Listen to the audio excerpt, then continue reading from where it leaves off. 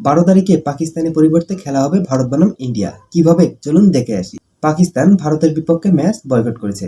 তবে নিয়ম অনুযায়ী যদি কোনো প্রতিপক্ষ দল খেলা বয়কট করে তাহলে অন্য প্রতিপক্ষ দলকে মাঠে যেতে হবে।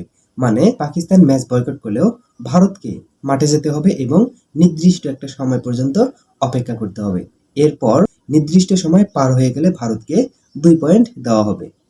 এবারে আসি আসল পয়েন্টে।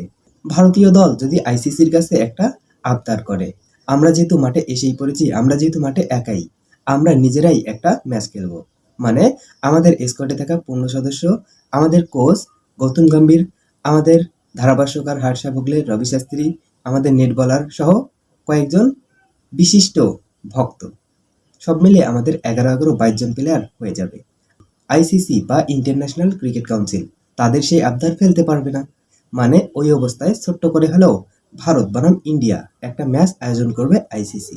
হ্যাঁ বন্ধুরা, এটা হতেও পারে, কারণ আইসিসির কাছে অসম্ভব বলতে কিছুই নেই।